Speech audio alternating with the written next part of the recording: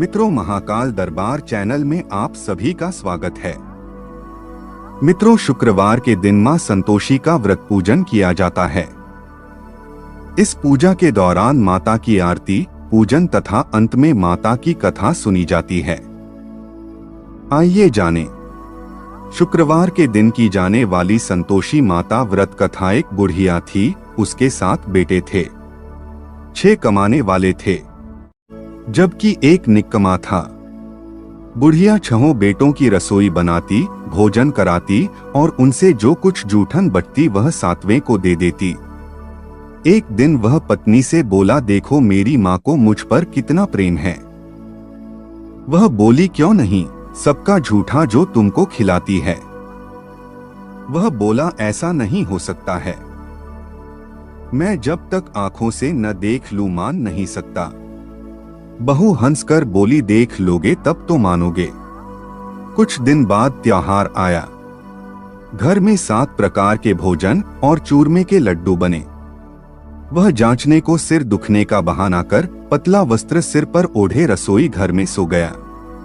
वह कपड़े में से सब देखता रहा। 6 भाई भोजन करने आए।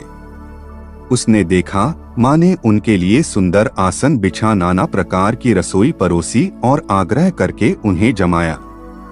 वह देखता रहा। 6 भोजन करके उठे तब माँ ने उनकी झूठी थालियों में से लड्डुओं के टुकड़े उठाकर एक लड्डू बनाया। जूठन साफ कर बुढ़िया माँ ने उसे पुकारा, बेटा 6 भाई भोजन कर गए, अब तू ही बाकी है, उठ, तू कब खाएगा। वह कहने लगा, माँ मुझे भोजन नहीं करना, मैं अब परदेश जा रहा हूँ। माँ ने कहा, कल जाओगे, उससे अच्छा है कि तुम आज ही चला जा। वह बोला, हाँ माँ आज ही जा रहा हूँ। यह कहकर वह घर से निकल गया। चलते समय पत्नी की याद आ गई। वह गौशाला में कंडे उपले थाप रही थी।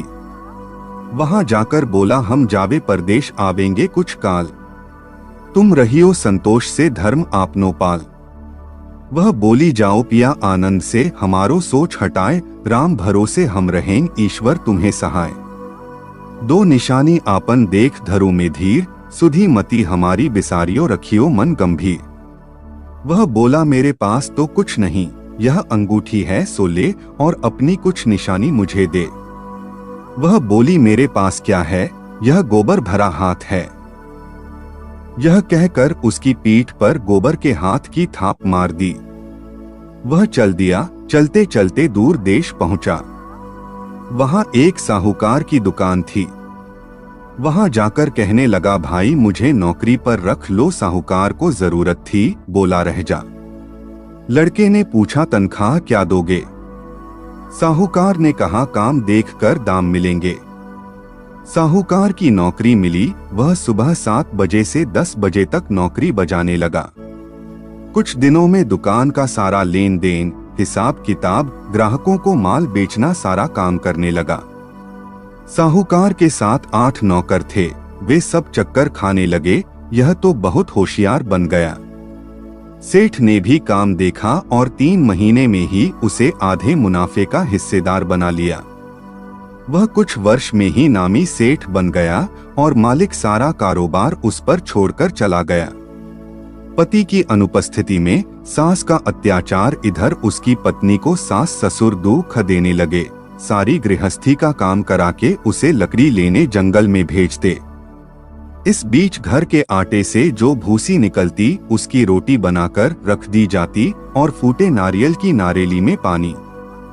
एक दिन वह लकड़ी लेने जा रही थी। रास्ते में बहुत सी स्त्रियां संतोषी माता का व्रत करती दिखाई दी। वह वहां खड़ी होकर कथा सुनने लगी और पूछा, बहिनों तुम किस देवता का व्रत करती हो और उसके करने से क्या फल मिलता है। यदि तुम इस व्रत का विधान मुझे समझाकर कहोगे तो मैं तुम्हारा बड़ा एहसान मानूंगी। तब उनमें से एक स्त्री बोली, सुनो, यह संतोषी माता का व्रत है। इसके करने से निर्धनता, दरिद्रता का नाश होता है और जो कुछ मन में कामना हो सब संतोषी माता की कृपा से पूरी होती है। तब उसने उससे व्रत की विधि पूछी। मित्रों, आइए जानते हैं संतोषी माता व्रत विधि। वह भक्तिनी स्त्री बोली, 1.25 आने का गुड़ चना लेना, इच्छा हो तो 5.25 आने का लेना या 1.25 रुपए का भी सहूलियत के अनुसार लाना। बिना परेशानी और श्रद्धा व प्रेम से जितना भी बन पड़े सवाया लेना। प्रत्येक शुक्रवार को निराहार रहकर कथा सुनना, इसके बीच क्रम टूटे नहीं, लगातार नियम पालन करना। सुनने वाला कोई न मिले तो घी का दीपक जला उसके आगे या जल के पात्र को सामने रखकर कथा कहना। जब कार्य सिद्ध न हो नियम का पालन करना और कार्य सिद्ध हो जाने पर व्रत का उद्यापन करना। 3 मास में माता फल पूरा करती है। यदि किसी के ग्रह खोटे भी हों तो भी माता वर्ष भर में कार्य सिद्ध करती है। फल सिद्ध होने पर उद्यापन करना चाहिए, बीच में नहीं। उद्यापन में 2.5 सेर आटे का खाजा तथा इसी परिमाण से खीर तथा चने का साग करना। 8 लड़कों को भोजन कराना, जहां तक मिले देवर जेठ भाई बंधु के हों, न मिले तो रिश्तेदारों और पास पड़ोसियों को बुलाना। उन्हें भोजन कराकर यथाशक्ति दक्षिणा देकर माता का नियम पूरा करना। उस दिन घर में खटाई न खाना। यह सुन बुढ़िया के लड़के की बहू चल दी। रास्ते में लकड़ी के बोझ को बेच दिया और उन पैसों से गुड़ चना ले माता के व्रत की तैयारी कर आगे चली और सामने मंदिर देखकर पूछने लगी, यह मंदिर किसका है? सब कहने लगे, संतोषी माता का मंदिर है। यह सुनकर माता के मंदिर में जाकर चरणों में लौटने लगी। दीन हो विनती करने लगी, माँ मैं निपट अज्ञानी हूँ, व्रत के कुछ भी नियम नहीं जानती, मैं दुखी हूँ। हे माता, जगत जननी मेरा दुख दूर कर, मैं तेरी शरण में हूँ।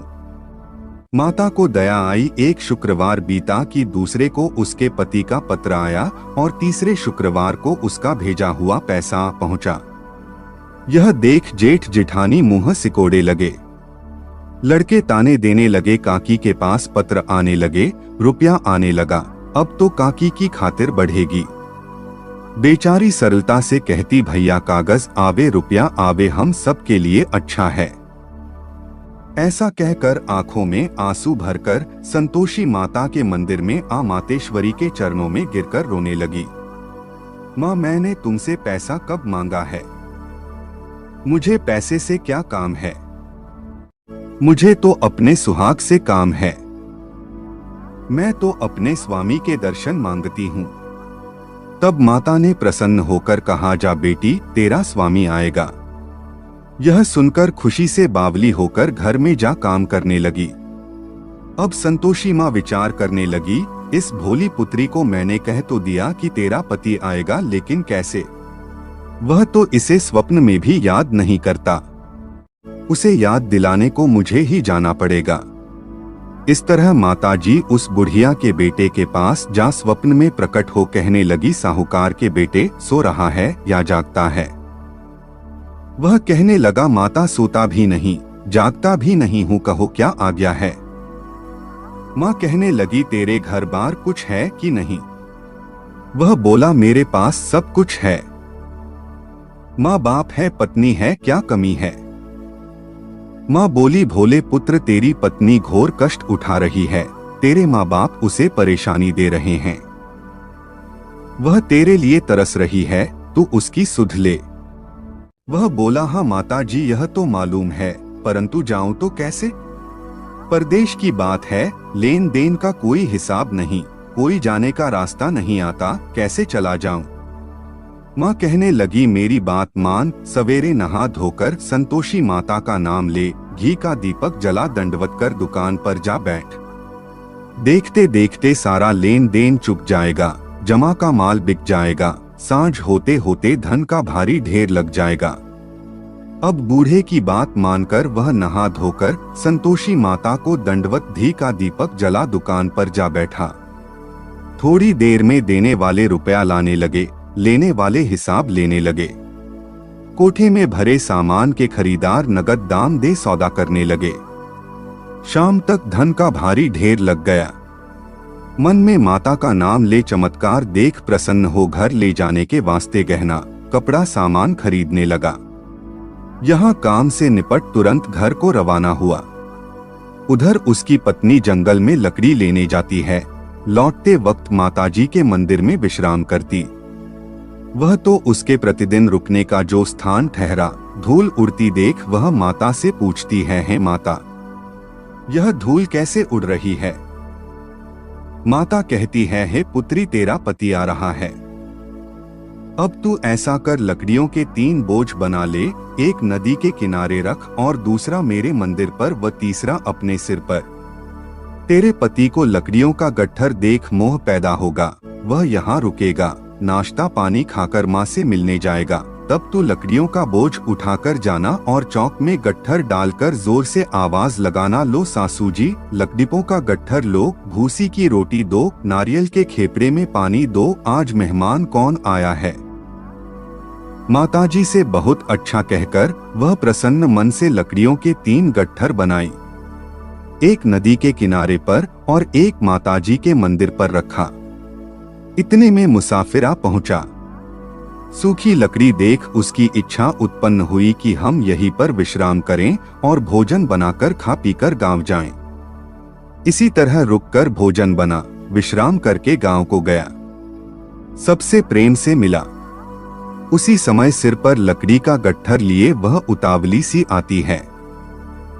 लकड़ियों का भारी बोझ आंगन में डालकर जोर से 3 आवाज देती है, लो सासू जी, लकड़ियों का गट्ठर लो, भूसी की रोटी दो, आज मेहमान कौन आया है।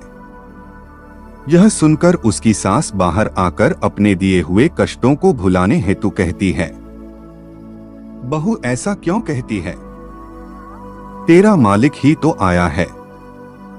अब बैठ, मीठा भात खा, भोजन कर, कपड़े गहने पहन। उसकी आवाज सुन उसका पति बाहर आता है। अंगूठी देख व्याकुल हो जाता है। माँ से पूछता है, माँ यह कौन है? माँ बोली, बेटा यह तेरी पत्नी है। जब से तू गया है तब से सारे गांव में भटकती फिरती है। घर का काम काज कुछ करती नहीं, 4 पहर आकर खा जाती है। वह बोला, ठीक है माँ, मैंने इसे भी देखा और तुम्हें भी, अब दूसरे घर की चाबी दो, उसमें रहूंगा। माँ बोली, ठीक है, जैसी तेरी मर्जी। तब वह दूसरे मकान की तीसरी मंजिल का कमरा खोल सारा सामान जमाया। एक दिन में राजा के महल जैसा ठाट बाट बन गया। अब क्या था, पत्नी सुख भोगने लगी। इतने में शुक्रवार आया। उसने पति से कहा, मुझे संतोषी माता के व्रत का उद्यापन करना है। पति बोला, खुशी से कर लो। वह उद्यापन की तैयारी करने लगी। जेठानी के लड़कों को भोजन के लिए कहने गई। उन्होंने मंजूर किया, परंतु पीछे से जेठानी ने अपने बच्चों को सिखाया, देखो भोजन के समय खटाई मांगना, जिससे उसका उद्यापन पूरा न हो। लड़के आए, खीर पेट भर खाया, परंतु बाद में खाते ही कहने लगे, हमें खटाई दो, खीर खाना हमको नहीं भाता, देखकर अरुचि होती है। वह कहने लगी, भाई खटाई किसी को नहीं दी जाएगी, यह तो संतोषी माता का प्रसाद है। लड़के उठ खड़े हुए, बोले, पैसा लाओ। भोली बहू कुछ जानती नहीं थी, उन्हें पैसे दे दिए। लड़के उसी समय हट करके इमली खटाई ले खाने लगे। यह देखकर बहू पर माताजी ने कोप किया। राजा के दूत उसके पति को पकड़ कर ले गए। जेठ जेठानी मन माने वचन कहने लगे, लूट लूट कर धन इकट्ठा कर लाया है, अब सब मालूम पड़ जाएगा जब जेल की मार खाएगा। बहू से यह सहन नहीं हुए। रोती हुई माताजी के मंदिर गई, कहने लगी, है माता तुमने क्या किया, हंसा कर अब भक्तों को रुलाने लगी। माता बोली, बेटी तूने उद्यापन करके मेरा व्रत भंग किया है। वह कहने लगी, माता मैंने कुछ अपराध किया है, मैंने तो भूल से लड़कों को पैसे दे दिए थे, मुझे क्षमा करो, मैं फिर तुम्हारा उद्यापन करूंगी। माँ बोली, अब भूल मत करना। वह कहती है, अब भूल नहीं होगी, अब बतलाओ वे कैसे आवेंगे। माँ बोली, जा पुत्री, तेरा पति तुझे रास्ते में आता मिलेगा। वह निकली, राह में पति आता मिला। वह पूछी, कहाँ गए थे। वह कहने लगा, इतना धन जो कमाया है उसका टैक्स राजा ने मांगा था, वह भरने गया था। वह प्रसन्न हो बोली, भला हुआ, अब घर को चलो। कुछ दिन बाद फिर शुक्रवार आया। वह बोली, मुझे फिर माता का उद्यापन करना है। पति ने कहा, करो। बहू फिर जेठ के लड़कों को भोजन को कहने गई। जेठानी ने एक दो बातें सुनाई और सब लड़कों को सिखाने लगी, तुम सब लोग पहले ही खटाई मांगना। लड़के भोजन से पहले कहने लगे, हमें खीर नहीं खानी, हमारा जी बिगड़ता है, कुछ खटाई खाने को दो। वह बोली, खटाई किसी को नहीं मिलेगी, आना हो तो आओ। वह ब्राह्मण के लड़के लाकर भोजन कराने लगी। यथाशक्ति दक्षिणा की जगह एक एक फल उन्हें दिया। संतोषी माता प्रसन्न हुई। माता की कृपा होते ही 9वें मास में उसके चंद्रमा के समान सुंदर पुत्र प्राप्त हुआ। पुत्र को पाकर प्रतिदिन माता जी के मंदिर को जाने लगी। माँ ने सोचा, यह रोज आती है, आज क्यों न इसके घर चलूं। यह विचार कर माता ने भयानक रूप बनाया। गुड़ चने से सना मुख, ऊपर सूंड के समान होठ, उस पर मक्खियां भिन भिन कर रही थी। चौखट पर पैर रखते ही उसकी सास चिल्लाई, देखो रे, कोई चुड़ैल डाकिनी चली आ रही है, लड़कों इसे भगाओ, नहीं तो किसी को खा जाएगी। लड़के भगाने लगे, चिल्लाकर खिड़की बंद करने लगे। बहू रोशनदान में से देख रही थी। प्रसन्नता से पगली बन चिल्लाने लगी, आज मेरी माताजी मेरे घर आई है। वह बच्चे को दूध पीने से हटाती है। इतने में सास का क्रोध फट पड़ा। वह बोली, क्या उतावली हुई है? बच्चे को पटक दिया। इतने में मां के प्रताप से लड़के ही लड़के नजर आने लगे। वह बोली, मां, मैं जिसका व्रत करती हूं यह वही संतोषी माता है। सबने माता जी के चरण पकड़ लिए और विनती कर कहने लगे, हे माता, हम मूर्ख हैं, अज्ञानी हैं, तुम्हारे व्रत की विधि हम नहीं जानते, व्रत भंग कर हमने बड़ा अपराध किया है, जग माता आप हमारा अपराध क्षमा करो। इस प्रकार माता प्रसन्न हुई। बहू को प्रसन्न हो जैसा फल दिया वैसा माता सबको दे, जो पढ़े अथवा सुने उसका मनोरथ पूर्ण हो। बोलो संतोषी माता की जय।